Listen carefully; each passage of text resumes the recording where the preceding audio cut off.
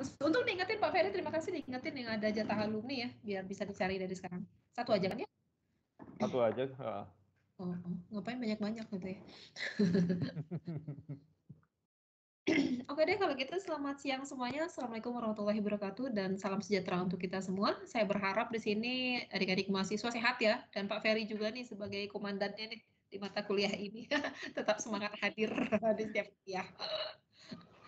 Oke, hari ini kita akan masuk ke bagian kedua, yaitu pengenalan lab. Jadi ini ada sekitar 3 sesi ya Pak Ferry ya. Pertama, 4 ya, satu peraturan akademik, yang kedua tentang prodi, yang ketiga tentang lab, yang keempat interaksi dengan alumni gitu ya Pak Ferry ya. Iya, benar Bu Mar. Ya, oke. Nah, untuk bagian material hari ini kita akan masuk ke pengenalan lab ya. Dan memang kalau dulu itu biasanya ya, ini sengaja nih, kita ngomongin masa-masa luring. Luring itu Anda tur lab loh, beneran masuk lab. Maksudnya tuh ke material tuh Anda masuk ke lab logam, masuk ke lab polimer, terus Anda lihat semua peralatan di sana, Anda bikin resume itu beneran keliling-keliling gitu ya. Kelilingin lab mesin, lab material, sama lab AE gitu loh ya. Dibawa keliling-keliling puas lah pokoknya ya, bukan materi. Nah, tapi apa daya gitu loh ya. Ini kita lakukannya virtual, tetapi nanti ada bakalan jadi nggak itu Pak Ferry yang bakalan anak 2020 ini tur ke ini kampus? Yang ada itu sekarang 2021, justru angkatan mereka yang ada Bu Mar. Oh, yang ini salah saya. 21 ya? 21 ini ya Iya, berarti. Kalau nggak salah di akhir November gitu ya rasanya. Iya nggak sih? coba kelihatannya di salah satu di sini ada yang ikut deh, ada yang tahu deh. Oh, gitu. Berarti Mana beneran tuh gitu. mahasiswa? Apakah sudah dapat informasi semuanya yang tentang kampus tour? Ada yang sudah bakalan ikut nggak nih ke kampus tur yang TPB? Masa nggak ada sih dari FTMD, tega banget. Yang tur dosennya doang. Nggak ada, mahasiswa belum tahu. Jangan-jangan belum tahu nih mahasiswa. Tapi harusnya enggak lah, udah heboh kan ya itu ya, ada tur itu ya. Iya, Oh, coba oh. Angelic, Linardi, Agifari mana? Halo Agifari Pak. Pak. Iya, sudah dapat informasi tentang itu kampus tour? Sudah Pak. Kapan rencananya itu? Tanggal 10 sampai 12 Pak. Bulan apa? November ya? November. November. Minggu depan dong. 2 minggu lagi dong ya? Berarti 10 sampai 12 Rabu, Jumat dong. Berarti pas kuliah ini kena nggak? Gifari, pas kuliah ini kena nggak jadwalnya di Jumat? Tanggal 12 itu. Kena kayaknya Bu. Kayaknya kena. Oke, kena tuh Fer. Berarti harus di-arrange juga nih.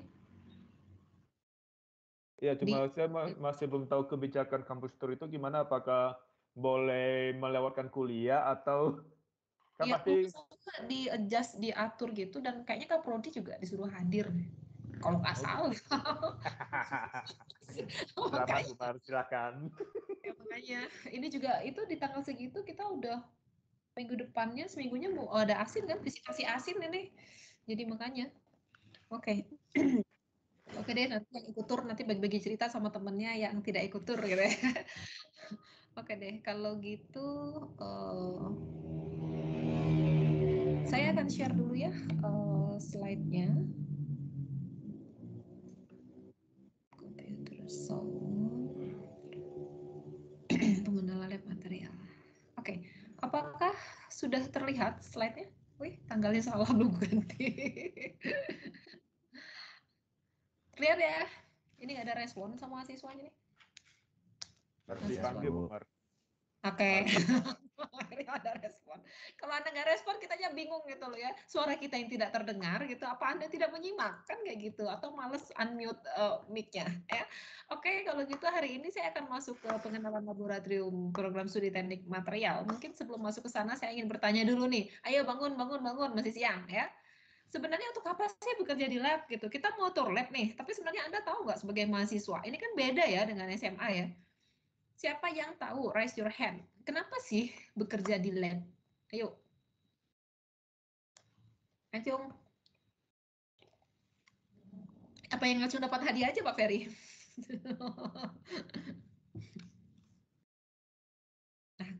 Silakan. Bilal. Iya Bu, itu buat praktikum sama tujuannya kenapa harus di lab itu biar alat-alat yang bakal dipakai untuk kerja itu nggak kena pengaruh dari luar Bu. Jadi juga bisa tahan lama gitu dan bisa pekerjaannya itu bisa terintegrasi di satu tempat. Jadi kita lebih terorganisir gitu Bu. Oh, gitu. Harus di dalam ruangan supaya alatnya terjaga gitu, Bilal? Sebenarnya kalau harus di dalam atau di luar itu tergantung jenis alatnya Bu. Iya. Cuman mayoritas itu beberapa mereka membutuhkan keadaan yang steril atau keadaan tertentu supaya supaya mereka itu nggak cepat rusak gitu Bu intinya Bu. Oke Bilal. Kemudian ada Farid nih sudah ngacung. Silakan Farid. Kenapa ya kita harus bekerja di lab? Farid Fauzi? Ini kan sudah ngacung nih. Terdengar gak, Bu? Nah, ini baru terdengar. Tadi belum. Silakan Farid. Kalau menurut saya kenapa kita harus bekerja di lab itu karena menyesuaikan juga kayak yang kita pelajari dari teorinya itu nggak cukup gitu untuk penerapan di kehidupan nyata, apalagi untuk seorang engineer gitu. Makanya kita juga sebagai engineer juga ada tujuan utamanya selain juga menggunakan yang sudah ada, tapi kan kita juga harus menghasilkan yang baru gitu. Nah jadi di lab itu kita melakukan penelitian dari ilmu yang udah ada untuk menghasilkan suatu karya yang baru atau memperbaharui gitu. Kurang lebih seperti itu udah saya Bu. Terima kasih Farid. Saya pengen dengar satu lagi dong dari perempuan. Ayo dong ngacung.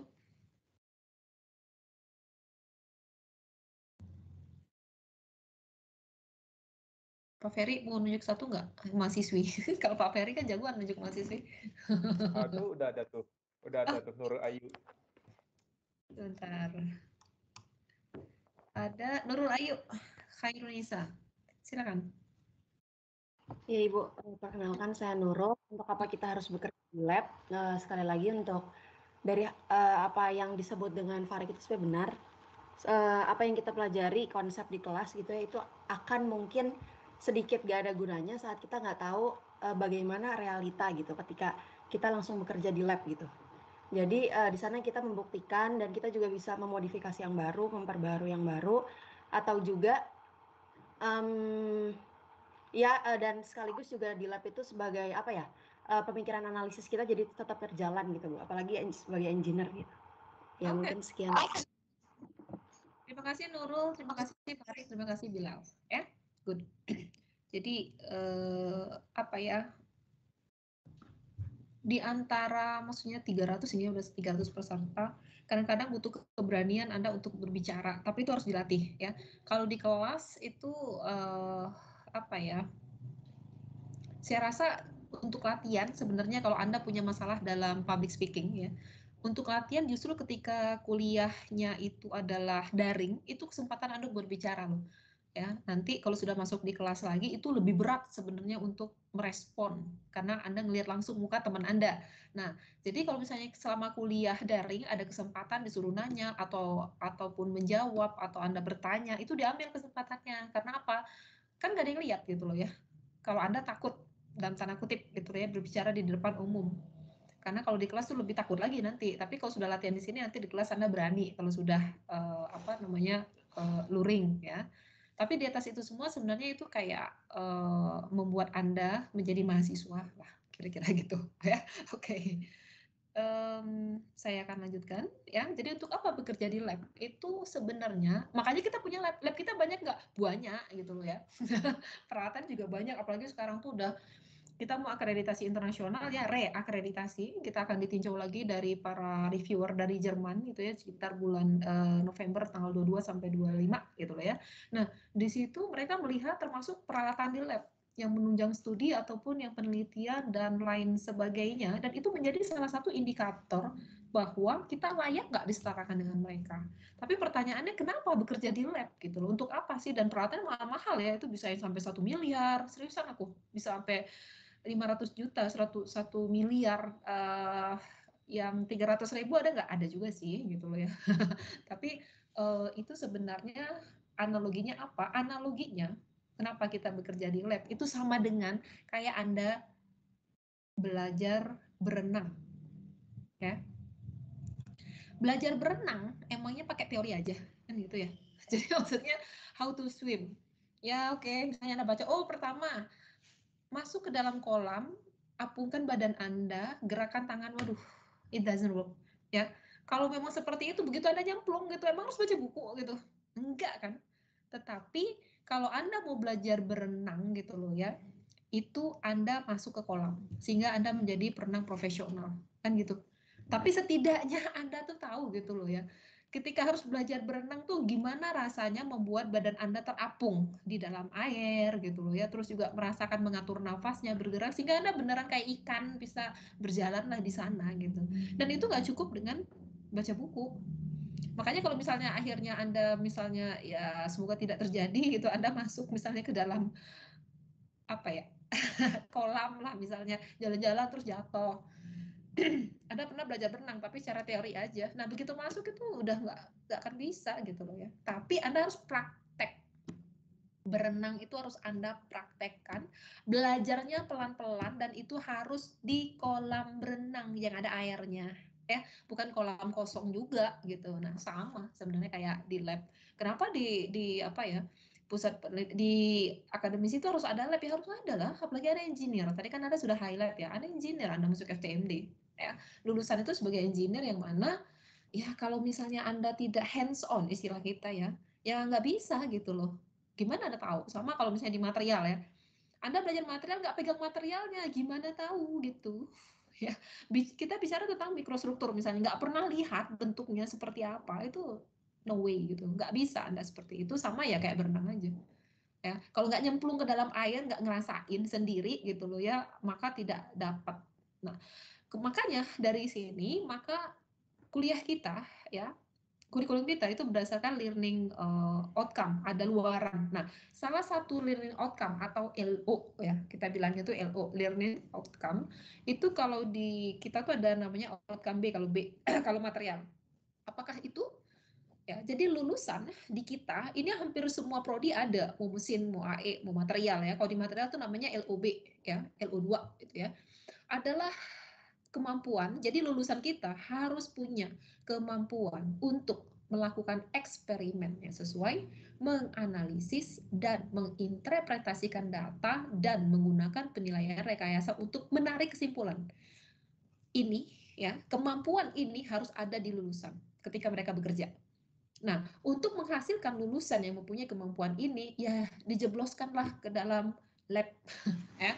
Apakah dalam bentuk praktikum, apakah dalam bentuk nanti tugas akhir, ataupun dalam kuliah dan segala macam.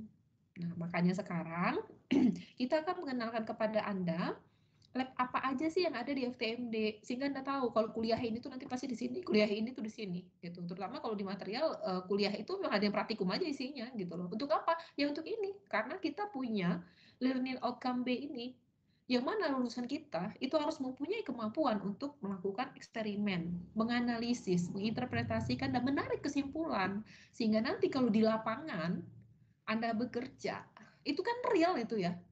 Real itu nggak baca buku itu ya. Analisisnya tuh Anda lihat di lapangan.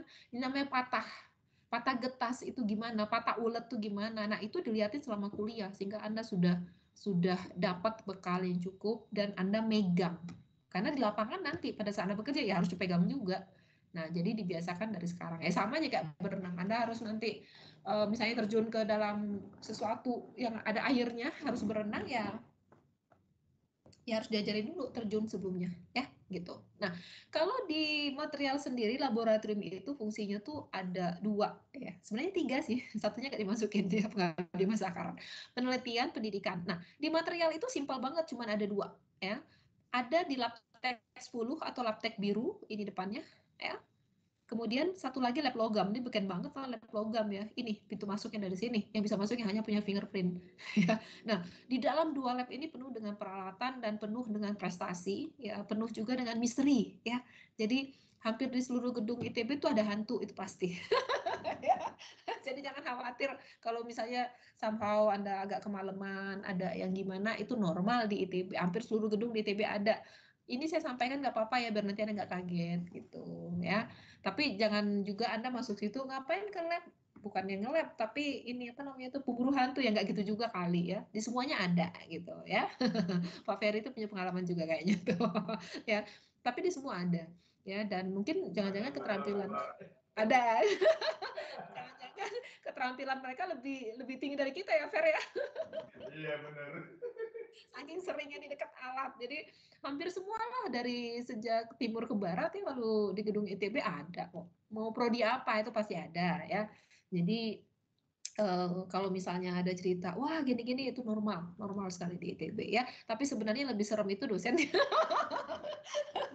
Ya, jadi nggak usah khawatir yang seperti itu. Ya, jadi di dua lab inilah kalau mahasiswa dosen di teknik material itu beraktivitas ya. Saya akan bagi menjadi dua, satu lab logam, satu lab tek 10 atau lab tek biru ya. Dan di sini dua-duanya ada ruang kelas juga ada. Biasanya kalau anak material itu nanti kuliah tuh di lantai 2 ya. Ada ruangan RMT 29, kalau sidang di RMT 20, kalau yang agak kecil RMT 21 dan 22, kita juga punya studio di RMT 22. Nah, di bawah ini lab, termasuk ruangan saya itu ada di ujung banget. Kenapa ruangan saya di sini? Supaya gampang bolak-balik lab gitu. Dulu ruangan saya di lab logam, cuman jauh, kalau ada apa-apa tuh jauh. Ya nyebrang sih, tapi kalau di sini ruangan saya paling ujung. Ya, lab itu sepanjang itu ada. Nanti saya liatin videonya ya. Nah, jadi kalau di material dua ini aja, simpel banget di material itu, lab tek 10 sama lab logam atau lab tek biru. Kenapa? Warnanya biru. Udah. Ya. Nah, saya akan masuk dulu ke lab logam yang banyak penghuninya banyak banget ya kalau malam. Penghuni kasat mata. Ya, tak kasat mata ya. Nah, di sini tuh sebenarnya aktivitas nanti termasuk hampir semua ya, mau mesin, Anda mau masuk prodi mana saja, Anda akan masuk lab logam. jadi jangan khawatir ya, Anda pasti tahu lab logam. Karena apa? Pasti masuk gitu. Karena apa? Kita memberikan kuliah layanan dan di situ ada juga praktikum. Yang mana Anda melakukan praktikum pasti masuk lab logam. Mau prodi apapun Anda ya, mau selama di FTMD ya, mau mesin, mau AE, tetap masuk ya. Nah, mata kuliah apa aja? Biasanya ada namanya praktikum pengujian mekanik, praktikum pemrosesan material, praktikum rekayasa dan karakterisasi material, materialografi dan difraksi. Biasanya kalau zaman dulu ini baru diganti namanya Labtek 1, Labtek 2, Labtek 3. Isi kuliahnya apa? Praktikum aja. Serius, praktikum aja ya. Jadi Anda benar-benar diajarin habis-habisan gitu loh ya, mengenal semua fenomena yang berhubungan dengan material, tentang pengujian, tentang pemrosesan, tentang rekayasa. Semua ada di praktikum ini. Dan biasanya memang agak bebannya lebih berat ya, karena praktikum, ingat loh, praktikum itu ekivalennya dengan 5 jam sebenarnya satu SKS itu. Ya, bukan 3. Ya, makanya kadang-kadang anak-anak bilang, aduh kayaknya keberatan deh, karena anak nggak tahu ekivalensinya. Kalau praktikum itu ekivalensinya jam kerja memang lebih tinggi, ya, gitu. Nah, kalau kuliah layanan yang kita berikan itu ada MS 2140, itu material teknik, kemudian juga ada struktur dan sifat material, itu ada praktikumnya ada, nanti praktikumnya di lab logam, tapi nggak sebanyak yang di sini, ya. Tapi tetap Anda harus berkenalan dengan peralatan yang ada di lab logam, ya. Kemudian kalau di AE, jadi kalau kuliah layanan tuh di mesin ada 2140, di mesin ada juga 2250. Kemarin di AE itu ada juga di AE 2130 material pesawat dan metode manufaktur 1. Ya, jadi praktikumnya juga ada. Nah, kalau kita bicara tentang fasilitas lab logam, ada apa aja ya gitu. Namanya juga lab logam kan gitu ya. Jadi kadang-kadang tuh nggak usah pusing-pusing kalau mikirin sesuatu, dengerin aja namanya. Pasti akan representatif gitu ya. Nggak mungkin di lab logam itu bermainnya plastik, namanya lab plastik gitu ya. Nah, karena di sini namanya lab logam, segala sesuatu yang berhubungan dengan logam ada di sini. Dengan material logam, termasuk pengujian dan segala macam itu ada di sini. Nah, di sini saya memaparkan sedikit aja, nanti di video Anda bisa lihat sendiri ya, lebih lengkap. Ada 2 versi video ya nanti tuh, yang satu tuh lengkap banget, yang di sini nanti saya kasih sekitar 8 menit aja. Sisanya Anda bisa nonton di YouTube, tapi ini akses terbatas, makanya saya akan kasihkan linknya nanti ya. Nah, di sini ada tentang machining, kemudian pengujian, ada mekanik, korosi, namanya juga logam, kemudian karakterisasi dan identifikasi material ya, apa aja nih contoh-contohnya ya, ini udah saya fotoin. Contoh alat pengujian mekanik itu ada microfikers ya untuk kekerasan. Ya. Seberapa keras sih material ini gitu loh ya. Harus keluar angkanya dan ujinya di sini. Nanti Anda bisa uji sendiri. Atau misalnya ketika material ini ditarik atau di bending gitu loh ya. Berapa bebannya sampai dia putus. Cara putusnya gimana? Gimana cara mengolah datanya pakai alat ini? Ya. Kemudian ada juga uji puntir, fatik. Kalau Anda masih ingat presentasi saya sekitar sebulan yang lalu bahwa di material memang kita belajar ini. Ya, sifat dan struktur material segala macam. Kalau dia dipuntir gimana? Kalau dikasih impact itu apa? Beban tiba-tiba gitu loh yang besar. Rusak dia apa enggak? Cara rusaknya gimana? Itu yang dipelajari di material. Makanya ini kita demonstrasikan dalam bentuk praktikum. Anda mengamati sendiri, Anda menganalisis, keluar angkanya, Anda bikin grafiknya, Anda membuat laporannya semua ada di praktikum ini dan dilakukan di lab logam. Ya, itu. Kemudian juga kalau machining kita punya workshop table seperti ini, milling, cutting, ada gergaji, mesin bubut gitu. Kok kayak mesin Bu? Ya memang material itu adalah pengembangan dari ini kan, dari teknik produksi. Dulunya ceritanya kan saya udah ceritain dulu ya. Namanya satu rumpun. Jadi ya di sini kita bukan ke mesinnya, tetapi lebih kepada materialnya gitu. Ya fokus kita di materialnya. Tapi kalau Anda lihat sebenarnya kayak deket-deketan aja sama mesinnya. Iyalah harus satu rumpun kan gitu. Nah, kemudian juga ada ruang metalografi. Ruang metalografi ini untuk apa? Di sini ya nanti Anda ada polishing. Jadi Anda melihat struktur mikro, ya. Jadi kalau misalnya terjadi sesuatu dengan material itu, maka struktur di dalamnya mikro itu bisa memperlihatkan gambar yang cantik yang berwarna-warni yang menunjukkan fenomena apa yang terjadi sama dia, ya. Jadi kita bisa melihatnya itu beneran melihat perubahan itu nanti di bawah mikroskop, tapi sebelumnya ada treatment dulu, maka Anda lakukan di sini. Ya, dan gambarnya itu lucu-lucu ya sebenarnya. Cuman setelah lucu, gimana cara analisisnya kan gitu ya. Jadi itu yang paling penting yang kita ajarin itu cara analisis ya sebenarnya. Kemudian juga korosi ya, logam pasir. Ini ada khusus banget ya untuk ruang korosi. Kita melihat fenomenanya dan kadang-kadang kita melakukan juga dari industri ya akselerasi. Misalnya kita percepat situasinya dan berapa lama dia akan terkorosi, lajunya seperti apa dan yang terjadi dan segala macam itu kita lakukan di sini. Kita punya ruangannya tersendiri. Ya, dari industri biasanya juga suka menguji di kita ya karena lengkap di kita. Kemudian juga ada untuk uji aus, kemudian ada rolling tester, kemudian juga untuk pengelasan. Loh kok ada juga, bukan jadi mesin aja ya, adalah. Kita kan ngelas itu nyambung. Sebenarnya di istilahnya tuh ya Anda kenalnya mungkin sekarang masih welding, masih ngelas, tapi sebenarnya pengelasan itu dalam tanda kutip adalah joining material. Anda menggabungkan dua material sehingga bisa dipakai lah gitu. Nah, tapi kan kadang-kadang masalahnya dalam proses penyambungan itu harus tepat semuanya supaya nanti nggak gagal di titik sambungnya. Gimana? Nah, itu diajarin. Jadi lebih ke arah sana. Ya. Nyambung dua material, kalau Anda nyambung ini sama ini tuh nyambung nggak sih? Gitu ya. Bisa disambung nggak sih? Kalau disambung dia kuat nggak sih? Kalau enggak tuh gimana? Secara teori itu dikasih di kelas. Anda nyambung ini sama ini, apa yang harus diperhatikan segala macam, tapi Anda juga masuk ke spot sini ya, ke ruangan sini, supaya Anda tahu realnya tuh seperti apa dan fenomena itu yang kita lihat. Karena biasanya kegagalan itu terjadi di sambungan, kalau sambungannya nggak bagus. Jadi sambungannya bagus ya, atau ngelasnya bagus gitu ya, patahnya nggak di situ. Ya, nanti Anda belajar tentang HAZ segala macam, nanti welcome aja lah ke teknik material, Anda akan tahu itu apa. Kemudian kita juga punya tungku yang bisa sampai 2000, 1200. Tinggi banget. Iyalah, karena main keramik. Keramik itu kita bikin di sini atau kita melakukan heat treatment. Ya, di logam, dipanasin kemudian dikuencing gitu loh ya, kayak zaman dulu lampu gandring mau bikin keris gitu loh ya. Cuma kan dulu nggak ada heat treatment, tapi sebenarnya mereka melakukan itu pakai api gede terus dipukul-pukul gitu loh, celupin lagi. Sebenarnya itu adalah proses material processing ya, sehingga jadilah keris itu ya. Nah, kadang-kadang dulu juga dosen-dosen di material gitu ya dan sebagian juga di mesin itu sengaja koleksi keris itu untuk melihat sebenarnya ya. Kadang-kadang bawa ke kelas gitu ngeliatin keris, ingat banget aku pas zaman kuliah. Itu tuh kita memandangnya materialnya ya, bukan klinik ya. Jadi dari materialnya apa yang terjadi. Nah, itu sebenarnya ada proses-proses yang dilakukan di situ. Kalau sekarang ya udah pakai tungku lah gitu loh ya, pakai sampai 1.200 kan 1.500 itu dilakukan bermacam-macam ya itu. Kemudian juga untuk keramik juga kita punya gitu loh ya, Kemudian juga ada powder metalurgi. Apa itu? Kita bikin suatu spesimen tapi dari powder. Jadi dari powder itu apa? Bubuk gitu loh ya. Dilakukan itu dan segala macam gitu sehingga nanti dia menghasilkan suatu material yang berbeda karena prosesnya berbeda. Ingat ya, material itu 4 itu ya. Tentang struktur, sifat, proses, performa. Jadi di sini proses yang ditekankan untuk menunjukkan performa yang mana nanti berhubungan dengan struktur dan sifat.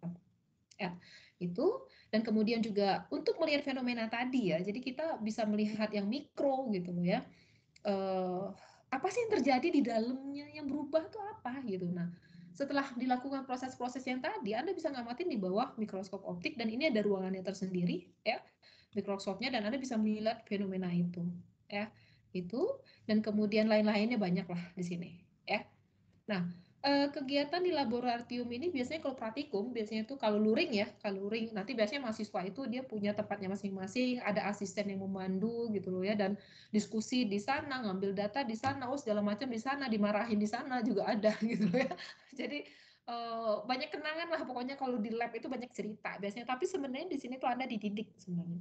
Dididik, dipaksa berpikir secara terstruktur dengan real melihat fenomena yang terjadi dan Anda hubungkan nanti dengan teori ya. Nah, kalau nanya siapa aja sih staf dosen yang di lab logam, di material itu ada 19 ya, yang di lab logam itu ada Pak Usaini Ardi, Pak Slameto, ini Pak Slameto ini, Pak Uca ini biasanya logam, Pak Budi ini tentang mekanika ratakan, kemudian ada Pak Asep itu tentang korosi temperatur tinggi ya. Jadi kalau Anda lihat di sini nih, Pak Uca itu biasa panggilan manisnya Pak Uca ini ya. Dia tentang high temperature material, tentang steel super alloy, kemudian failure analysis. Kalau Pak Slameto itu ke welding ya tadi, ngelas gitu ya, powder metalurgi itu beliau juga. Kemudian kalau Pak Budi itu tentang mekanika retakan, kemudian surface treatment. Kalau Pak Asep itu tentang korosi di temperatur tinggi. Kalau Pak Ari itu dia lebih ke biomaterial, kemudian ada Bu Yori di sana, Pak Arif Basuki ya ini juga tentang alloy juga.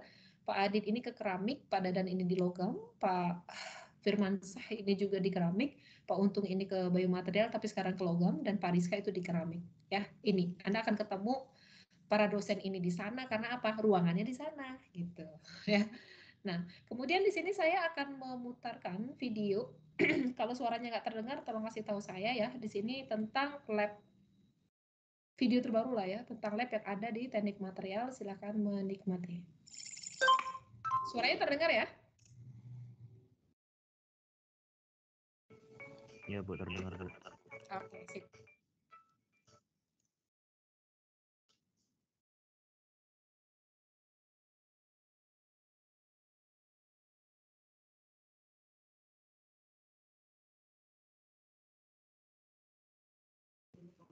Isi, Bu, suaranya nggak hilang, Bu.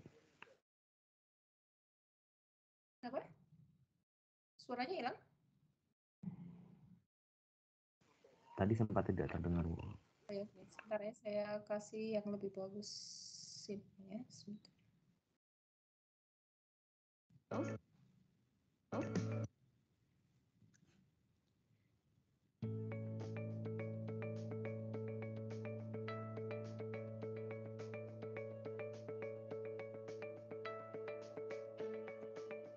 Welcome to Materials Engineering Program. Materials Engineering is a science that studies the structure, process properties, and performance of a material. Areas studied include metallic materials, ceramics, polymers, and composites. These materials are later developed for broad applications such as materials for energy, medical, and nanomaterials. I will give you a quick tour on our laboratory.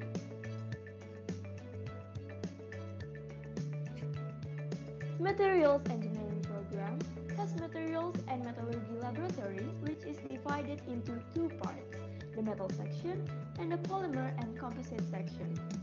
This lab is used for teaching, learning, and research activities. Students can carry out activities in the laboratory to support learning activities in the classroom.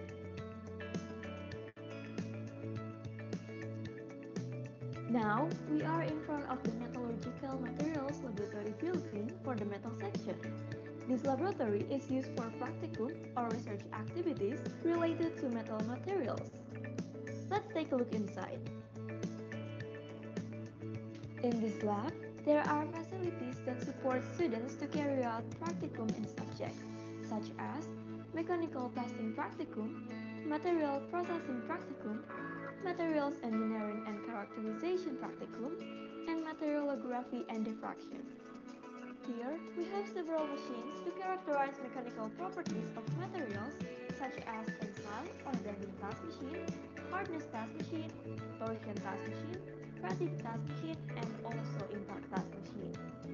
This is tensile or bending task machine used for testing mechanical properties of materials such as flexural strength, modulus of elasticity, elongation, and tensile strength. Next, we have the hardness test machine. This machine could be used to determine the hardness value of material through several methods such as Brinell or Rockwell hardness test. We also have a microFickers hardness test machine with automatic meter to determine the hardness value of the sample. For torsional testing of materials, we have torsion testing machine. And for fatigue testing with the rotational bending fatigue test method, we have fatigue test equipment. Last, we have the impact test machine, which tests the toughness of materials by either Sharpie or IZ method.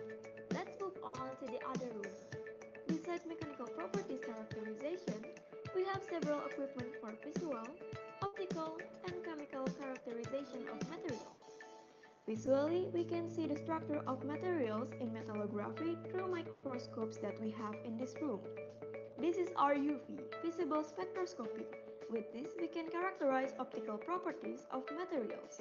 We also have Fourier transform infrared spectroscopy, which can be used to determine the functional group of the sample, mostly for organic materials. In this lab, students can learn about non-destructive tests, especially ultrasonic tests using this tool.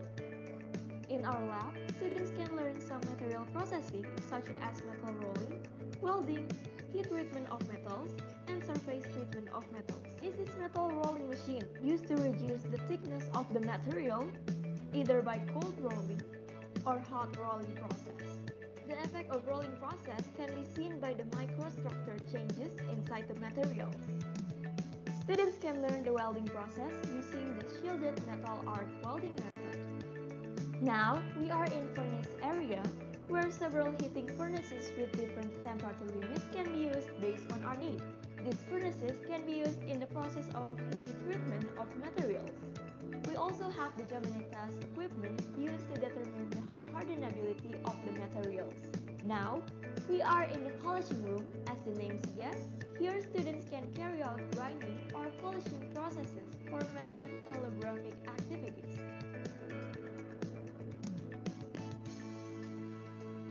Right now, we are in polymeric and composites section, which is part of materials and metallurgy lab. This lab is located on the main building of Material Science and Engineering Department. This is our main teaching lab where several polymer and composite machines are used to conduct practicum activities in polymers and composite courses. Through this practicum, students can get a better understanding by hands-on activity in the lab.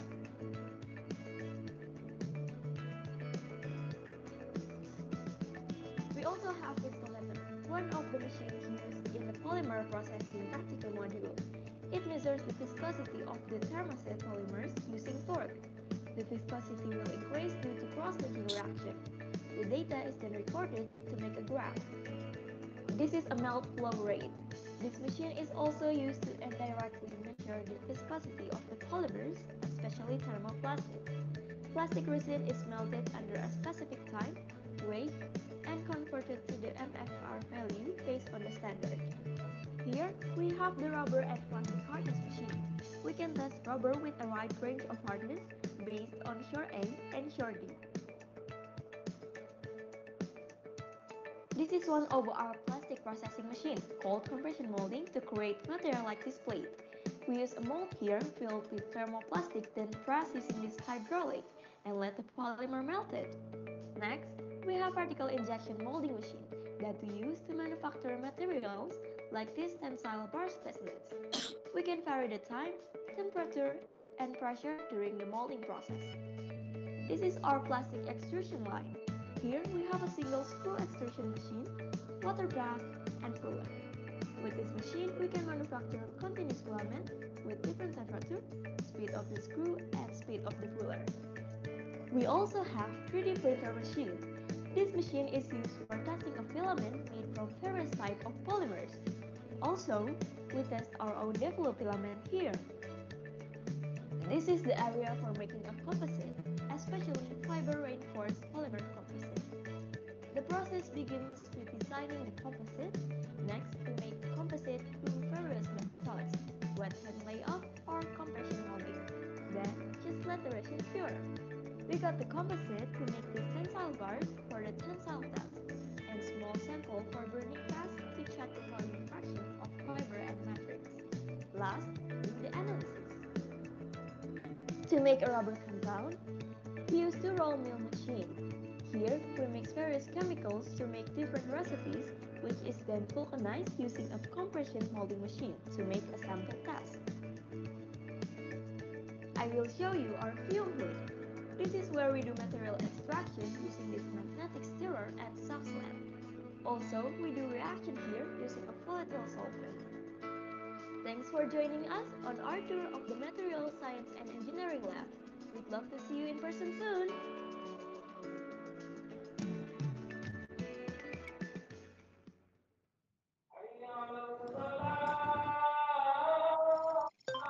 Ya, itu tadi ya. Semoga suaranya terdengar ya dan videonya nyampe ke Anda ya. Jadi kalau misalnya tadi dari video itu ada dua lab itu sebenarnya kita ada lab logam, kemudian juga ada lab polimer komposit ya. Bentar ya, lagi azan di sini. Suaranya pasti masuk ini.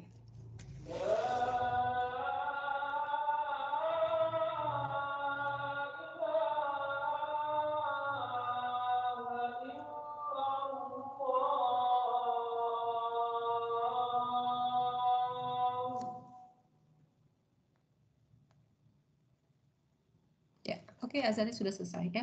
Semoga tadi videonya kedengeran ya dan nyampe ke Anda bagus. Jadi itu memang video kita yang terbaru, tapi nanti juga kita taruh itu di linknya FTMD ya, di webnya FTMD maksud saya. Jadi nanti bisa Anda nonton lagi. Nah, yang kedua, kita punya lab polimer komposit dan kalau lihat tadi cantik ya labnya ya baru dibaikin gitu loh ya.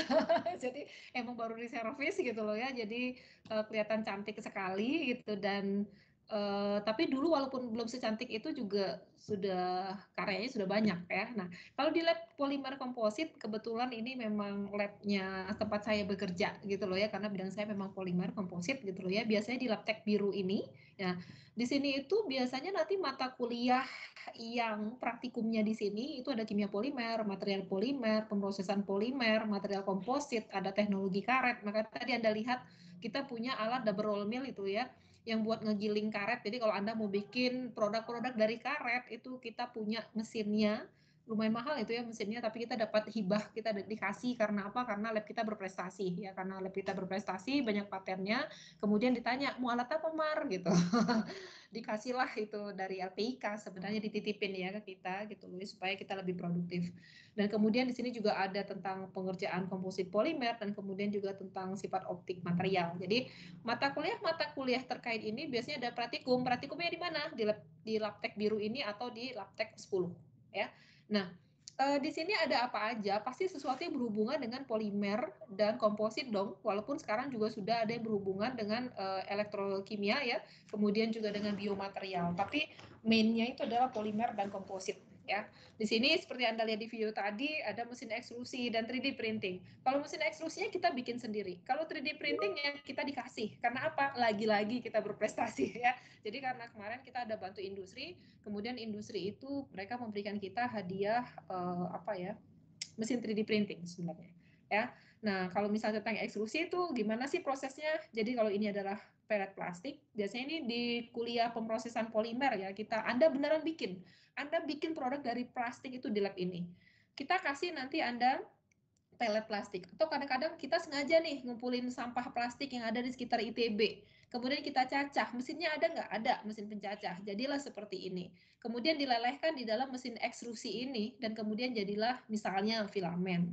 Ya, nah biasanya di praktikum pemrosesan polimer ini Anda beneran bikin sendiri. Jadi kalau Anda terjun ke industri itu tuh udah biasa banget Anda ngelihat alat ekstrusi, ya. Ekstrusi itu udah kira-kira seperti ini. Anda mau bikin barang dari plastik yang sifatnya simple, kontinu, nah maka gunakanlah alat ini. Awalnya sebelum ke sini ya dari pelet dulu, ya. Dan kemudian juga kita punya 3D printing. Kebetulan kita memang risetnya di situ ya. Jadi kita bikin filamen, kemudian ada mesin 3D printing. Kita punya dua. Yang satu yang lebih mewah ini dikasih sebenarnya hadiah ya dari suatu perusahaan karena melihat kita melakukan proses daur ulang. Kemudian mereka membuat iklan yang berdasarkan proses daur ulang itu dan kita dibayar dalam tanda kutipnya gitu ya pakai mesin 3D printing ini. Nah, ini juga mesin 3D printing tapi yang lebih simple, yang lebih murah maksud saya. Ini lebih mahal itu. Nah, jadi dari filamen ini kemudian masuk ke mesin 3D printing, Anda sudah punya modelnya, maka jadilah produknya seperti ini ya. Bu, produknya kok lucu-lucu kayak Gundam. Iya, soalnya mahasiswa ini yang ngeprintnya cowok gitu dan dia suka banget sama anime dan seperti ini, maka hasilnya printnya seperti ini ya. Kalau Anda lihat ini sebenarnya plastiknya ini itu dari daur ulang. Kita daur ulang dulu tuh sampai-sampai kalau kuliah KIPOL ya, kimia polimer, saya minta mahasiswa setiap kuliah tuh bawa sampah plastik yang ada di sekitar mereka, terutama tutup botol plastik ya. Kemudian kita cacah dan kemudian kita jadikan filamen dan kemudian dijadikan produk seperti ini. Ya, jadi apa ya? Kita real banget lah kita menggunakan lab itu. Dan kemudian ada double roll mill ya. Ini yang saya sampaikan tadi. Apa double roll mill? Double roll mill itu kalau Anda misal Anda mau bikin sendal jepit lah, let's say something like that ya. Bikin sendal jepit, itu tuh Anda ngegiling karetnya harus di mesin ini. Ya, ini tadi saya bilang, ini dikasih sebenarnya ditawarkan karena apa? Karena labnya berprestasi, banyak paten, banyak inovasi, kemudian ditawarkan dan kita minta alat ini karena dia lumayan mahal, ratusan juta ini, ya. Dan di sini diproses. Jadi nanti karet itu digiling sampai homogen, dimasuki karbon black. Kenapa dia hitam? Karena dimasuki karbon black. Ya, awalnya karetnya warnanya kuning, ya kuning yellow gitu. Atau ada juga yang putih kalau karet sintesis, nanti ditambah sulfur, tambah segala macam, digiling biar homogen, terus nanti baru Anda cetak, baru nanti Anda panggang, dalam tanda kutip Anda bukan bakar panaskan, namanya vulkanisasi, kemudian baru jadi produk. Ya, nah dari sini tuh kalau kemarin Anda lihat di presentasi saya sebelumnya, ada baju anti peluru yang blend trauma pad segala macam, alat ini. Ya, jadi kita membuat atau kayak water oil separator itu ya, separation separator itu dari sini juga. Ya, kita basisnya itu adalah karet alam, kemudian kita bikin, digiling di sini, kemudian baru dibikin produk, jadilah inovasi-inovasi yang pernah saya sampaikan sebelumnya di bulan yang lalu. Ya. Nah, di lab kan itu ngerjainnya kalau nggak tuh nggak mungkin. Viskometer buat apa? Dari namanya viskometer, artinya untuk mengetahui viskositas. Viskositas siapa? Viskositas plastik lah, karena ini labnya lab polimer ya. Kita punya sehingga kita tahu ini dia kekentalannya berapa. Dari kekentalan yang kita tahu nanti ini harusnya diproses dengan apa, ekstrusi ke, injeksi ke, gitu. Dan sangat penting sekali viskositas dari suatu polimer diketahui ya supaya apa ya kita tahu lah nanti karakternya seperti apa. Kemudian ada injection molding. Injection molding ini apa sih? Mesin sebenarnya dia nggak vertikal ya, karena kita mempertimbangkan di lab. Sebenarnya sebagian besar di industri itu dia nggak vertikal, tapi horizontal. Cuman di lab kan kalau horizontal gede banget gitu, makanya kita bikin vertikal. Dan ini pun kita moldingnya, jadi Anda bisa bikin produk-produk plastik yang bermacam-macam bentuknya itu dengan injection molding, tetapi nanti Anda ganti-ganti moldnya di sini. Nah di sini keperluan kita hanya untuk melakukan uji tarik sehingga cetakannya adalah spesimen uji tarik ya. Jadi biasanya kita masukin peletnya, kita panaskan, dilelehkan, kemudian baru ditekan gitu. Nanti keluarlah di cetakan itu bisa dilihat. Nah, seperti ini ya. Jadi nanti dia seperti ini, nanti di finishing, di trimming ya, dipotong. Nah, ini dia. Ini tuh spesimen uji tarik dog bone. Kalau nanti Anda udah masuk material, Anda udah masuk FTMD pasti tahu ini apa ya. Ini spesimen buat ditarik di mana? Di mesin uji tarik yang tadi. Sehingga apa? Sehingga tahu dia dikasih beban berapa sehingga dia putus. Putusnya gimana? Bentuknya gimana? Nah, itu nanti dianalisis. Jadi kita benar-benar pakai komplit banget dari sejak pelet plastiknya gitu loh ya. Anda bikin produknya seperti ini, kemudian Anda uji. Makanya jadi satu paket, semuanya di lab itu ada. Itu, dan kemudian juga compression molding kita juga punya untuk produk seperti apa. Contohnya ini. Mungkin Anda lihat ini produk apa? Ini jam, ya. Ini tuh adalah hasil karya mahasiswa di mata kuliah pemrosesan polimer. Ya, mata kuliah yang saya ampuh ini ya. Jadi mereka beneran pertama bikin dulu platnya, plat plastiknya dibikinnya di sini, ditekan, dipanasin. Nah, plat itulah yang kemudian mereka bentuk ya. Ini jadi bed pingpong, ini tuh jadi jam. Ya, cuman jamnya itu digambar dengan logo Green Polymer Lab ya. Tapi ini sebenarnya plastiknya kemudian digambar sama mereka, diwarnai, di coloring, kemudian ditaruh aja jam di sini, jadi jam. Sesimpel itu, iya sesimpel itu kalau punya alat ini. Gitu. Jadi Anda tadi sudah lihat ada, kemudian ini juga ada apa namanya, pembatas buku. Ini mahasiswa yang bikin ya, mahasiswa per grup gitu loh ya. Di praktikum ini biasanya kita ngasih mereka untuk bikin plat, dan platnya boleh dibikin apapun terserah sama mereka karena itu adalah bagian dari kreativitas. Nah, ini beberapa produk yang sudah dibikin sama kakak-kakak Anda, ada yang bikin jam, ada yang bikin bed tenis meja, ada yang bikin untuk penyangga buku, dan banyak hal yang bisa dilakukan di sini. Ya, jadi memang di sini tuh kita benar-benar hands on plus inovasi ya, kreativitas gitu loh ya. Anda tahu prosesnya gitu loh, dan Anda tahu juga nih produk nih mau dijadiin apa gitu sampai jadi produknya. Walaupun kesannya jam simple, tapi ini benar-benar dari sejak pelet plastik Anda bikin press gini, Anda hias sampai finishing dan segala macam ya. Itu di salah satu mata kuliah di pemrosesan polimer. Pakainya alat ini. Kemudian spin coater. Spin coater ini buat apa? Biasanya kalau Anda mau bikin lapisan tipis ya, contohnya kayak display ya, kalau kita bicara optik, atau misalnya lapisan plastik tipis banget ya, itu biasanya pakai ini, dia ditetesin kemudian diputer dengan kecepatan tertentu, biasanya di atas suatu substrat ya. Nah, ini contohnya ya. Jadi ini misalnya saya taruh di substrat gelas, atau misalnya substratnya itu boleh kain, karena waktu ini kita ada bikin kain yang bisa nanti mengalirkan listrik, ditaruh device smart tekstil, kita ceritanya seperti itu. Dan kemudian kita deposisikan di sini tuh, waktu itu kita bermain karbon nanotube, dan kemudian jadilah kain konduktif, dan kemudian dengan kain konduktif ini dia bisa menyalakan led di sini. Pakai alatnya apa ini? Deposisinya yang tipis tadi ya, dari skala nano sampai mikron itu bisa dibikin, tebelnya itu skala nano sampai mikron itu di sini, di spin coater. Nah, alat ini waktu itu dikasih dari Kemenperin ya, dititipkan ke kita karena yang jadi bosnya kebetulan waktu itu alumni. Jadi kita dikasih hibah alat ini, dan biasanya kalau bermain optik itu di sini, atau bermain lapisan tipis plastik itu di sini ya. Itu, dan kemudian spin coater udah, kemudian matte flow indexer juga. Matte flow indexer ini untuk mengetahui tadi ya lajunya, dia meleleh plastik itu berapa, sehingga kita bisa menentukan untuk plastik jenis ini bisa dipakai injeksi, bisa dipakai ekstrusi, atau dekompresi. Nah, seperti itu. Hampir sama seperti viskometer, tapi berbeda aja ininya. Cuman nanti kalau di industri Anda akan selalu ketemu alat ini, pasti. Ya, makanya di sini kita sengaja ngenalin dari sejak kuliah. Ada loh alat seperti ini, coba pakai untuk ngecek apa dan segala macam, sehingga di industri itu Anda udah santai banget, udah tahu lah alat ini tuh apa, karena udah pernah praktikum pakai alat ini ya. Kemudian fume hood itu adalah untuk kalau melakukan proses ekstraksi, misalnya ekstraksi itu apa, misal Anda mengambil selulosa dari bahan alam ya, atau ngambil ligninnya saja, atau ngambil ekstrak kunyit atau ekstrak kopi. Nah, itu kita lakukan di sini ya. Ini hasil ekstraksi. Kalau Anda ingat di presentasi saya sebelumnya ada coating yang bisa self healing gitu loh ya, coating yang dari lignin. Nah, begini prosesnya. Kita ambil dari limbah, kemudian ini diambil ligninnya, ini bentuknya, dan kemudian baru diproses menjadi coating. Oke. Kemudian ada komposit. Tadi semua tentang polimer, sekarang komposit ya. Komposit itu apa? Gabungan dua material yang mana dengan gabungan itu secara makro ya dia itu akan menghasilkan suatu material yang lebih baik. Jadi mereka menyumbangkan nilai-nilai baik dari masing-masing material. Nah, di sini biasanya kita tekankan itu kompositnya adalah yang matriknya polimer ya, PMC. Nah, ini tuh cara buatnya. Atau kalau Anda ingat ada helm gitu ya. Nah, helm itu komposit itu ya. Di dalamnya tuh ada serat, biasanya serat gelas kah? Kalau hitam ya ada serat karbon. Nah, caranya begini, ini hand layout ya. Jadi memang bikin sendiri. Kalau Anda mata kuliahnya nanti pemrosesan komposit, beneran bikin komposit, Anda lihat, bikin, kemudian juga dikarakterisasi, ada void apa enggak, kekuatannya berapa, everything all about composite ya. Itu ada dari sejak manufaktur, dari teorinya, ngitungnya, mempersiapkan manufaktur sampai testing, itu semua ada di sini ya. Nah, ini cara buatnya ya. Dan ada di lab ini. Ya, dan kemudian siapa aja sih staf dosen yang ada di Lab Polymer Composite ya?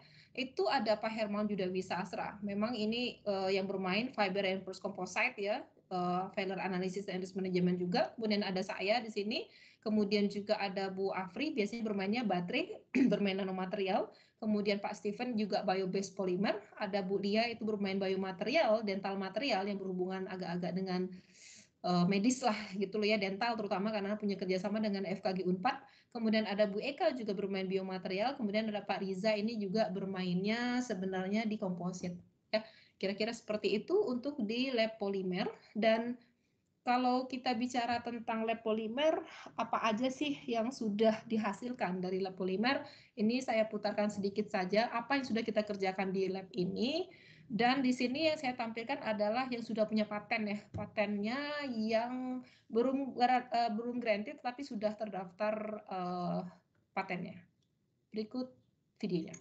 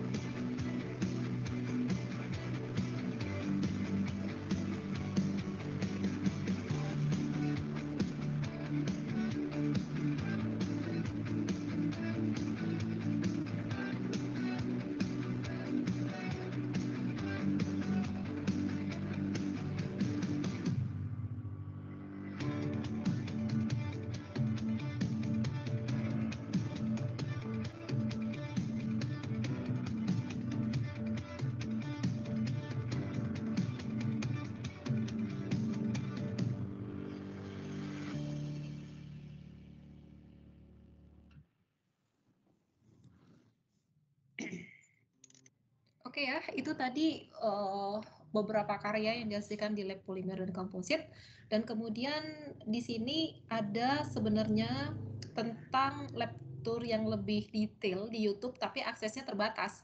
Nanti saya akan kasih di kolom chat ya, saya copy, saya kasih, Anda boleh tonton sendiri. Ini sekitar durasinya 25 menit ya. Jadi Anda bisa tonton sendiri, nanti saya kasih linknya. Dan untuk dari pengenalan lab teknik material cukup sampai di sini. Terima kasih.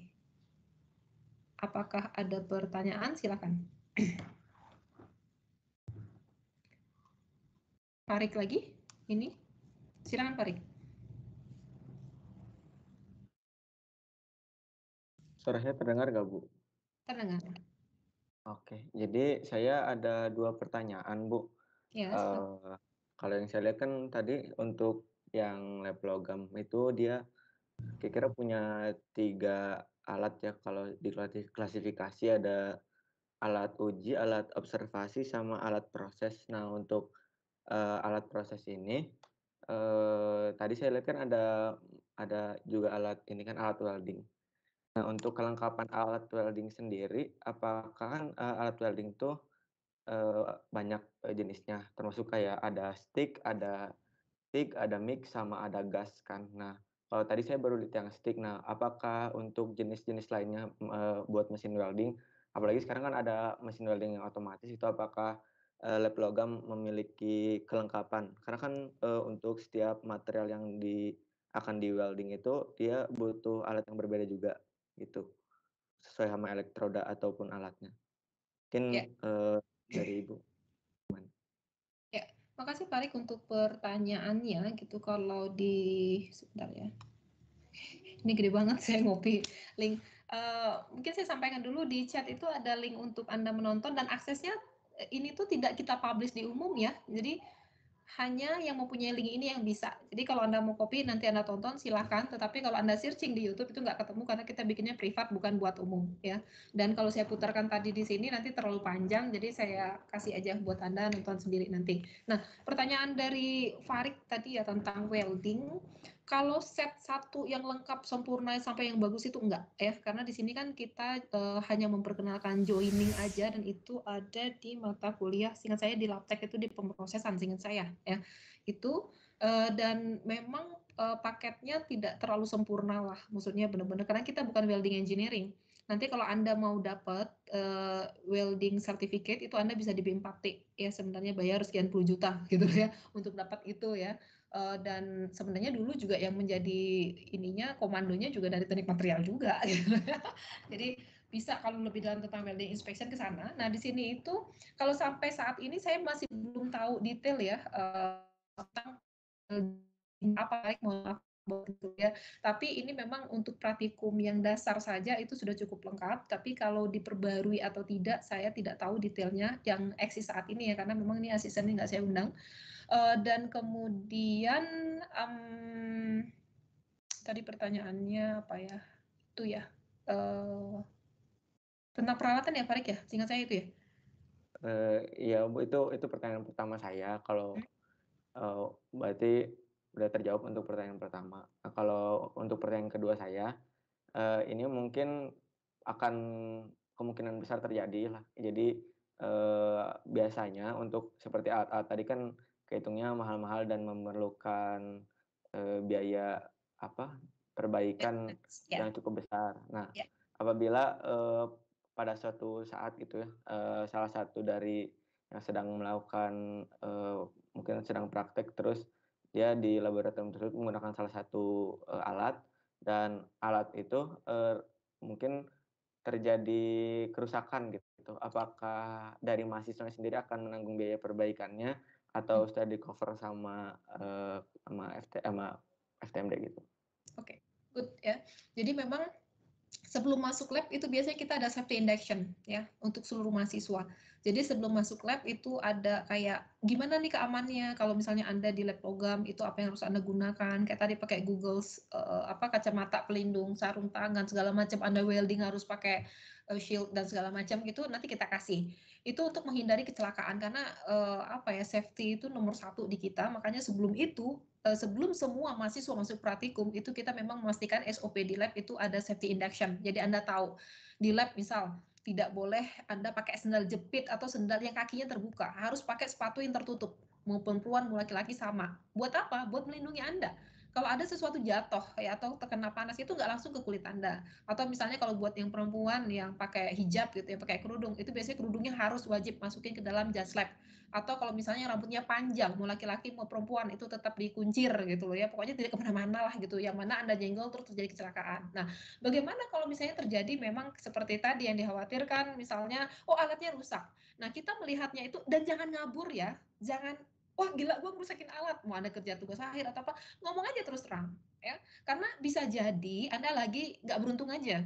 Ketika Anda pegang alat itu rusak, padahal alat itu sudah puluhan tahun, memang waktunya rusak, ya, nggak disengaja. Nah, ceritakan apa adanya. Iya Pak, saya pegang tiba-tiba patah. Jujur aja gitu. Dan Anda bingung kenapa rusak di tangan gue ya, lu lagi sial kan gitu ya. Jadi kira-kira gitu, dan ngomong apa adanya. Kita akan tahu ya, kita akan tahu apakah mahasiswa dengan sengaja atau tidak sengaja atau kecelakaan. Jadi biasanya kita minta runutan kronologisnya. Ini rusak tuh karena apa gitu. Kalau sudah waktunya ya udah kita akan memperbaiki. Tapi kalau Anda sengaja ya Anda tanggung jawab gitu. Contoh apa ya, Anda minjam buat tugas akhir, misalnya di lab saya gitu ya. Biasanya kita punya itu surat peminjaman. Anda minjam apa aja? Untuk praktikum kah? Apakah untuk tugas akhir? Misalnya gelas kimia ini itu segala macam. Nah, biasanya kita before and after tuh harus sama. Kalau misalnya selama proses itu misal Anda memecahkan gelas ya Anda harus ganti. Tapi kan masih gelas kimia kan masih murah lah dalam tanda kutip gitu ya. Tapi gimana kalau alat-alat yang besar? Nah, kalau alat-alat yang besar, kalau itu sifatnya kecelakaan, ya udah, yang penting kronologisnya kita tahu bahwa memang sudah saatnya rusak. Sudah saatnya rusak, ya. Tapi kalau misalnya nanti sebenarnya ada karena kelalaian Anda, itu beda cerita. Misal, Anda sudah tahu, Anda nggak baca SOP, Anda pakai tungku, bahwa tungku itu nggak boleh. Kalau Anda masukin spesimen nggak Anda alasin. Tiba-tiba Anda nggak Anda alasin. Contohnya yang paling gampang gini, biar Anda kebayang. Anda misalnya pakai microwave. Di microwave, itu kan Anda nggak bisa masukin plastik yang Anda panasin. Kalau plastiknya itu tidak ada tanda boleh masuk microwave, Anda masukin. Berarti kan Anda lalai. Sehingga Anda merusak. Nah, itu beda lagi ceritanya ya. Berarti ada memang kelalaian Anda yang harus Anda bayar. Jadi kalau kita ngelihatnya Farid kasus per kasus, apakah ini kecelakaan, apakah memang sudah waktunya karena durability dari alat, atau memang setengah lalai setengah enggak. Kalau ada kelalaian Anda di sana ya, kalau alatnya mahal ya kita lihat dulu juga ya. Nanti ada prosedurnya dari ketua lab. Ya. Nah, kalau masalah maintenance gimana? Kalau maintenance sih sebenarnya macam-macam, ada yang swadaya, ada yang dari fakultas. Jadi memang pastilah alat itu kalau dipakai pasti rusak, tua, dan diganti.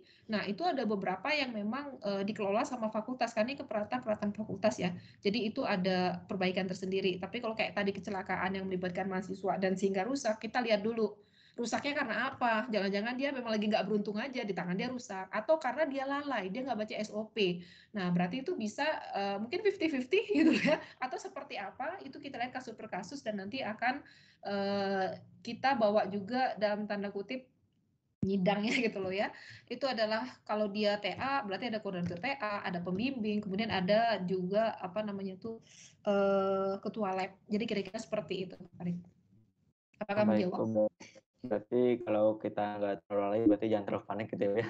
Jangan panik. Yang penting Anda jangan lari. Kalau Anda lari, gini loh ya, bahayanya tuh ada beberapa mahasiswa yang rusak di tangan gue terus ngabur gak bilang. Nextnya yang make itu bisa celaka nanti, itu yang jangan gitu loh ya. Jadi itu yang harusnya diperhatikan. Nggak apa-apa, maksudnya tuh kalau semuanya jujur dan apa adanya dan Anda tulis atau Anda laporkan, itu Anda mencegah kecelakaan berikutnya, atau Anda mencegah supaya orang lain tidak jadi korban. Apakah korban kayak Anda juga misalnya itu di tangan dia rusak gitu, padahal ngomongnya terus terang, bilang misalnya ke teknisi labnya, Mas saya rusakin ini loh, tiba-tiba rusak gini, dan kasih tahu kronologisnya gimana, dan kita nanti pasti dia bawa ke kita, ke dosen, dan dosen tuh tahu lah gitu loh, maksudnya ini kecelakaan murni, Anda lalai atau tidak, jangan kabur. Ngomong terus terang, atau misalnya ngeliat alat rusak, Pak kayaknya alat yang di situ nggak bisa dipakai deh Pak, atau perlu dikalibrasi, atau ini patah atau apa, ngomongin terus terang. Karena di sini kita menjaga keselamatan bersama-sama, dan jangan khawatir lah, kita tahu kok, maksudnya Anda sengaja, tidak sengaja gitu, dan kita juga manusia juga ya, kita tahulah kapan itu dibebankan ke institusi, kapan itu dibebankan ke mahasiswa. Namanya juga proses belajar ya. Proses belajar tuh pasti kadang-kadang ya namanya juga belajar. Kesalahan itu pasti akan ada dan kita punya ruang di sana untuk tetap bijaksana gitu loh ya, untuk menghadapi kasus-kasus yang seperti itu. Gitu. Terima kasih, Bu. Ya. Berikutnya ada dari Raffi Putra, silakan. Selamat sore Bu, perkenalkan Sore. nama saya Raffi, NIM Ya. 1692181. Izin bertanya Bu, apakah untuk matkul material untuk konversi dan penyimpanan energi juga melakukan praktikum di kedua lab itu Bu? Terima kasih. Ya, untuk mata kuliah konversi energi itu baru ya, untuk penyimpanan baterai itu kalau nggak salah sekarang mata kuliahnya pilihan, karena memang Bu Afrinya itu juga bergabung di teknik material juga baru berapa tahun, dan memang fokusnya itu adalah ke baterai. Untuk baterai itu setahu saya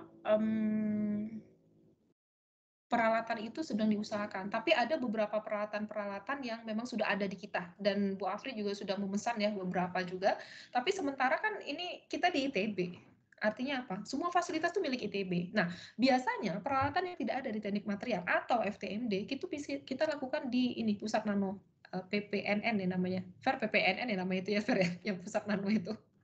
Iya, PPNN. PPNN ya, PPNN. Nah, biasanya kita ke sana gitu ya. Jadi, tapi kalau misalnya buat beberapa alat saya sudah ada, atau bisa juga di prodi yang lain gitu, atau juga di pusat.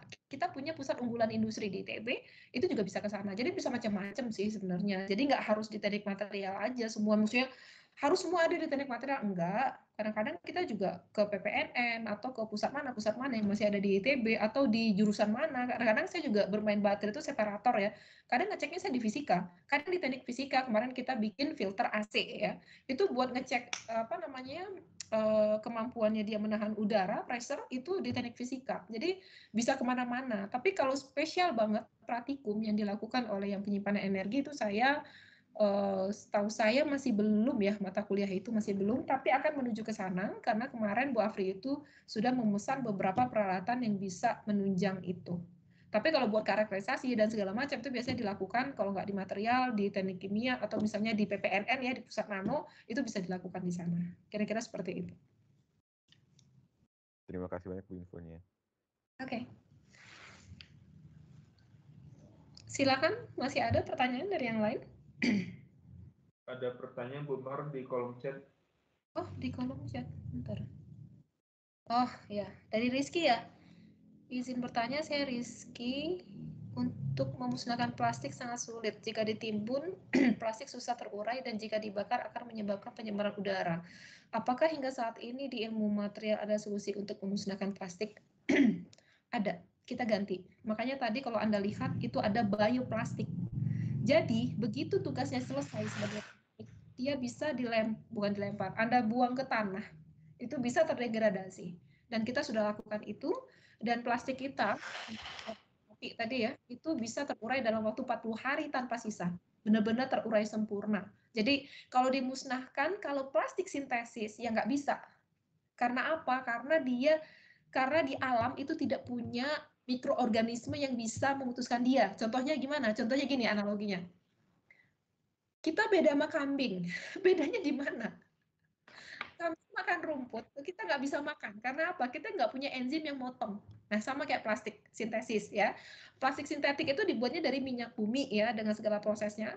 Dan kalau kita buang ke tanah, let's say kita bilang ke tanah aja gitu ya, kita timbun, itu nggak 1000 tahun juga nggak akan terurai. Karena apa? Nggak ada makhluk yang bisa mengurai dia. Makanya kemudian kita ciptakanlah suatu plastik, tetap plastik juga. Yang mana ketika itu terbuang, itu ada mikroorganisme yang bisa mengurainya. Dan apakah itu ada? Ada. Itulah bioplastik. Jadi gitu.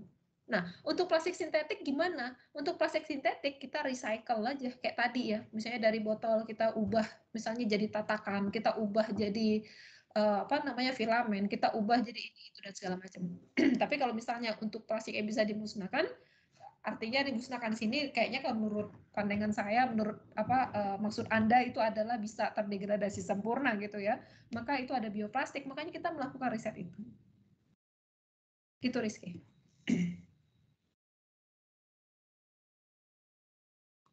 Kemudian ada dari Nurul ya. Silakan Izin, Nurul. Saya penasaran. Tadi kan di slide itu ada mahasiswa yang bikin bukan boneka, patung anime, terus ada yang bikin jam. Adakah sebenarnya hak sendiri di kita sebagai mahasiswa nanti prodi material misalnya, hak sendiri untuk membuat suatu bahan gitu, Bu? Apakah sistemnya itu teknisnya, apakah kita bebas diberikan hak atau seperti apa, Ibu? Terima kasih, Ibu. Oke, maksudnya bukan bahan tapi produk ya, maksudnya Nurul ya, produk ya. Oke. Nah, kalau sebenarnya itu sudah ada ruangnya sendiri ketika praktikum. Jadi justru Anda harus bikin ya. Jadi di praktikum pemrosesan polimer itu tadi hasil karya mahasiswa semua ya, kecuali yang anime tadi itu hasil penelitian sebenarnya ya. Tapi itu juga ada sih, Anda bikin filamen ya kalau di praktikum. Justru di praktikum ketika ekstrusi itu Anda justru praktikumnya adalah membuat filamen dari mesin ekstrusi. Filamen 3D printing tadi, itu kan bahan bakunya. Kalau Anda mau ngeprint ya silakan, mesin printnya ada di sana, gitu. Kemudian misalnya kayak tadi kayak jam gitu ya, atau kayak tadi tatakan buku segala macam, justru itu hasil praktikum. Anda diwajibkan bikin justru, ya? Anda diwajibkan bikin. Nah, mungkin pertanyaan Anda adalah kalau tiba-tiba Anda pengen ngeprint atau misalnya tiba-tiba Anda pengen untuk kepentingan pribadi, ya, itu kayaknya Anda harus izin dulu, ya, Anda izin dulu. Tapi kalau untuk kepentingan tugas akhir, ya Anda punya akses. Ya, karena kalau tugas akhir itu disupport di lab. Jadi misal, Bu izin pakai mesin ekstrusi, oh silakan. Ya, atau Bu izin pakai mesin injection molding, silakan. Yang penting secara prosedur bahwa memang ada surat, ya, ada surat bahwa Anda mau menggunakan itu. Oke, saya akan kasih contoh. Ada suatu proyek yang dilakukan kerjasama dari FSRD sama Kedutaan Belanda. Ini real, ya, ini real. Saya akan putarkan videonya, ya. Nah, jadi dari Kedutaan Belanda itu bekerja sama dengan UNIF di Belanda, T atau Delft, ya, antara salah satu deh. Ya, pokoknya ada mahasiswa dari sana juga, dari Belanda. Kemudian tentang isunya ada tentang lingkungan, tentang plastik yang didaur ulang. Nah, kerjasama dengan anak FSRD ITB S2, dan mereka tahu bahwa di lab kita itu punya mesin compression molding yang bisa mendaur ulang plastik. Nah, itu mereka minta izin itu. Sampai-sampai surat dari kedutaan, saya dapat surat itu dari kedutaan Belanda, ya, untuk izin, karena ada mahasiswa Belandanya, kemudian ada mahasiswa FSRD-nya, dan saya meminta harus ada mahasiswa material, sengaja gitu loh ya, biar gaul gitu mahasiswa materialnya. Dan terjadilah proyek itu. Nama proyeknya itu adalah What If, ya, dan itu juga ketika itu ada di Pekan Kreativitas Bandung bersama Ridwan Kamil, saya lupa nggak salah, tapi produk itu akhirnya juga sampai ke Belanda. Ingat saya produk itu, dan saya juga diundang ke sana waktu ada ininya ya, ada pameran dan segala macam karena isunya lingkungan. Sebentar ya, saya akan putarkan videonya. Yang What If itu ini dia.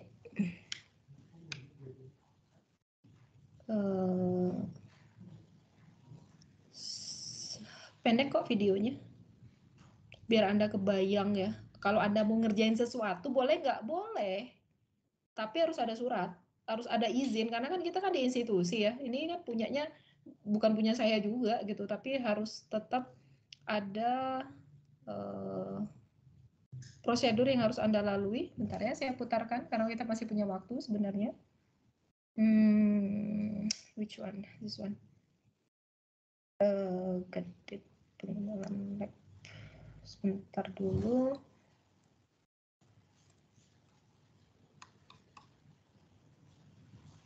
Nah, ini kayaknya. Sebentar. Saya belum share audio. Lupa aja ini mah. Ini, kemudian ini. Mana ya ini? Ini dia videonya.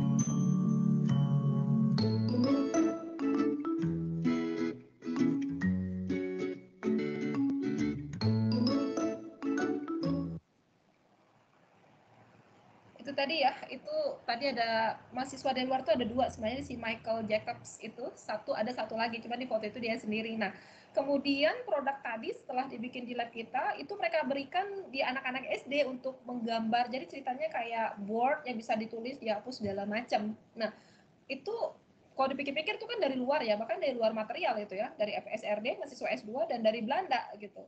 Bisa nggak? Bisa aja. Ya, kalau jelas proyeknya, kemudian juga ada surat izinnya. Nah, itu saya mendapatkan surat izinnya bahkan dari kedutaan Belanda itu yang khusus meminta izin yang menyatakan bahwa proyek ini memang benar. Ya, jadi kalau misalnya gini, Anda tiba-tiba pengen aja ngeprint anime di lab. Untuk apa? Ya buat hiasan aja di rumah. Oh, mohon maaf tuh nggak bisa. Karena apa? Semua fasilitas yang ada itu kita mensupport untuk 3 hal. 1, pendidikan. Berarti harus berhubungan dengan pendidikan. 2, penelitian. Ya. 3, pengabdian masyarakat. Nah, yang tadi itu pengabdian masyarakat hitungannya. Karena apa? Mereka bikin itu untuk nanti ke anak-anak SD dikasihkan dan segala macam. Mereka ngasih penyuluhan tentang betapa pentingnya recycle plastik dan segala macam lah gitu. Nah, jadi kalau misalnya, gue pengen banget ngeprint anime kira-kira 30 meter atau 30 cm lah gitu loh ya. Terus pakai peralatan yang di lab, itu nggak bisa. Karena tadi itu punya institusi dan hanya diizinkan untuk kepentingan pendidikan, penelitian, dan pengabdian masyarakat. Kalau Anda pengen nge-print 3D printing di luar dan bayar, ya iya bayar lah gitu, nggak ada yang gratisan. Kalau kepentingan pribadi, tapi beda kalau Anda ngerjakan TA ya, atau Anda praktikum, atau kayak tadi misinya adalah pengabdian masyarakat, itu boleh. Tapi tetap dengan izin. Ya, kira-kira seperti itu, Nurul.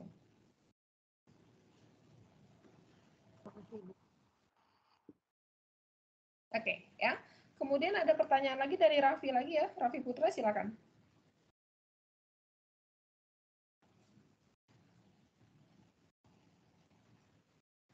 Maaf, saya tidak bertanya lagi tadi, Bu. Oh, tidak ya. Ini raise hand. Berarti masih yang tadi ya. Oke. Oke. Ini ada pertanyaan di chat, ada Alif ya. Alif, izin bertanya Bu, saya Alif 16921 ya. Apakah biaya produksi bioplastik lebih mahal daripada plastik biasa? Jika tidak, mengapa sampai sekarang bioplastik belum banyak digunakan ya Bu? Gitu. Oke. Kita ngitungnya gini nih. Kalau masih sedikit, otomatis akumulasi biaya keseluruhan gede. Kalau demandingnya sudah tinggi, udah gede gitu, bisa turun produksi. Saat ini kalau dibilang masih tinggi, ya iya karena permintaan masih rendah. Itulah gunanya kita memberikan edukasi kepada masyarakat. Ya, begitu masyarakat tahu bahwa kalau pakai bioplastik itu bisa terurai dan nggak nyampah, kalau sudah sadar, harusnya kan beli ya. Dan kalau saya lihat sekarang ya anak-anak muda itu sudah mulai concern terhadap lingkungan. Sudah mulai concern. Produk-produk itu apakah produk dalam negeri, itu saya senang banget ya. Maksudnya dulu nggak, zaman saya kecil tuh kalau nggak beli di luar, cuma Orde Baru lah kira-kira gitu. Kalau ibu-ibu pejabat tuh harus belanja ke Singapura minimal ya. Kalau sekarang enggak. Atau misalnya kayak batik ya. Hari ini tuh orang pakai batik, anak muda santai aja dan seneng-seneng aja. Dulu enggak. Kalau pakai batik tuh gila. Pilihannya 2, lo orang tua atau lo mau ke kondangan. Padahal batik itu kan punya kita. Nah, kesadaran itu yang belum. Dan ini yang masih harus terus dikampanyekan, terutama untuk orang-orang yang well educated ya. Orang-orang yang terdidik, yang tahu bahwa kalau kita menggunakan plastik tuh bla bla bla dan segala macam. Nah, untuk saat ini memang bicara plastiknya, plastik apa dulu? Kalau plastik kemasan itu sudah mulai ada yang komersil, sudah lumayan banyak ya. Kalau Anda lihat tuh kalau misalnya beli aduh aku lupa. Waktu itu saya beli makanan the crepes ya, namanya aku lupa tuh apa tuh, crepes ya kalau nggak salah ya. Makanan itulah yang digulung dilipat-lipat itu. Nah, itu biasanya mereka memberikan kemasannya, packagingnya tuh sudah bioplastik. Ya, dan Anda pasti bisa lihat itu masih kayak agak rapuh ya. Mechanical properties-nya masih belum tinggi. Tapi kalau buat sekali pakai, why not? Gitu loh ya. Dan juga ada NP Plus ya, kalau nggak salah itu juga udah ada dan mulai ada bioplastik, tapi memang belum sebanyak yang sintetik. Kalau untuk plastik yang di molding, artinya dicetak, misalnya seperti ini ya, dicetak, itu belum. Bioplastik itu baru menempuh yang packaging. Kalau packaging udah mulai ada di pasaran dan segala macam, dan saya ingat banget itu yang bermain bioplastik di Indonesia itu akhirnya masuk menjadi salah satu orang terkaya di Indonesia. Ya, karena apa, kesadaran itu sudah ada. Apalagi kalau dibantu dengan pemerintah membuat peraturan wajib misalnya pakai bioplastik, ya udah Jadi kalau sekarang mungkin masih agak tinggi, ya wajar karena permintaan masih rendah. Kan gitu ya, hukum perdagangan seperti itu. Tapi kalau sudah mass production-nya banyak, dibutuhkan banyak, nanti turun sendiri. Gitu. Cuman kan kalau untuk orang-orang yang concern terhadap lingkungan, mereka nggak lihat harga. Dan itu terbukti. Ya, ketika saya bermain dengan recycle plastik, itu banyak yang menghubungi dari industri. Mereka adalah industri-industri yang concern terhadap lingkungan. Dan saya bilang, filamen kita Pak masih mahal. Karena kan kita punya startup nih. Nggak masalah Bu, karena produk kita memang mengusung itu adalah konsep yang ramah lingkungan. Kita memang menggunakan recycle plastik. Jadi harga segini nggak apa-apa Pak, nggak masalah. Ada yang kayak gitu, ada.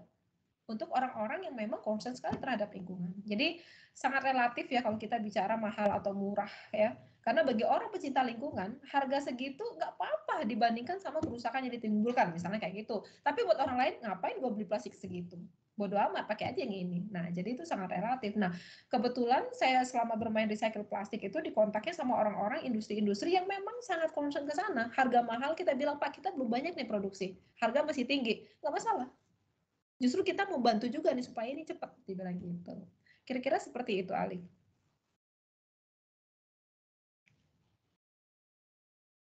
Oke, ada lagi pertanyaan?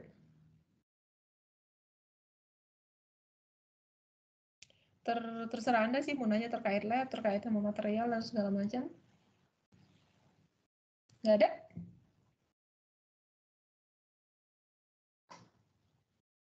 Oke, sama-sama Alif. Nggak ada? Oke, kalau misalnya tidak ada, terima kasih untuk kuliah hari ini. Anda sudah memperhatikan sejauh ini dan semoga ilmunya bermanfaat. Kalau misalnya nanti ya Anda mau masuk ke prodi manapun terserah gitu ya. Saya selalu bilang gitulah, kalau FTMD itu udah masuk FTMD terserah Anda mau masuk mesin, mau masuk AE, mau masuk material, itu pilihan Anda. Yang penting Anda sungguh-sungguh nanti ketika masuk prodinya. Dan kalau suatu hari nanti Anda butuh misalnya ke lab logam atau ke lab polimer komposit karena terkait dengan 3 hal tadi, pendidikan, penelitian, atau pengabdian masyarakat, jangan segan-segan untuk kontak, dan itu ada prosedurnya. Diizinkan nggak? Ya kalau masuk akal kita izinkan, kenapa tidak gitu loh ya. Bahkan biasanya saya suka juga tuh biasanya suka di lab saya tuh dari FSRD atau dari SBM. Berhubungan sama bisnis semua ya. Nah, dari situ akan ada prosedur, bahkan sempat juga dari luar itu ya. Yang penting Anda ngikuti prosedur. Jadi kalau misalnya tiba-tiba misalnya Anda dari teknik mesin atau AE butuh misalnya untuk ke lab material, nggak apa-apa, kontak aja. Dan Anda kan sudah tahu hari ini apa aja yang ada di lab material. Jadi terbagi dua, ada lab logam, ada lab polimer komposit, bahkan sekarang juga ada biomaterial lah kira-kira gitu, walaupun peralatannya belum lengkap. Jadi jangan segan-segan untuk mengontak ya, karena ini masih FTMD juga, masih ITB, jadi nggak masalah gitu loh ya. Dan selamat berakhir pekan gitu loh ya, dan jaga kesehatannya. Di sini sudah mulai hujan. Hujan itu rezeki ya. Mungkin seperti itu Pak Ferry dari saya. Terima kasih, selamat sore, assalamualaikum warahmatullahi wabarakatuh. Saya kembalikan ke Pak Ferry. Oke, terima kasih Bu Mar atas paparannya. Mungkin kalau misalkan dari Bu Mar sudah selesai, saya cuma mau ingatkan untuk silakan buat resume pertemuan kita hari ini. Di kemudian minggu depan nanti saya akan kirimkan link pengumpulan resumenya mungkin via dosen masing-masing ya, dan via mailing list juga. Oke, kalau gitu kalau nggak ada pertanyaan lagi, mungkin terima kasih Bu Mar dan terima kasih semua mahasiswa. Sampai ketemu lagi minggu depan. Oke, makasih Pak Ferry. Terima kasih semuanya. Saya pamit. Selamat sore. Dadah. Have nice weekend, Fer. Jangan kerja aja. Terima kasih. Jangan kerja aja tuh ya. Dadah. Terima kasih Pak. Terima kasih Bu. Terima kasih Bu. Terima kasih Bu. Terima kasih Bu.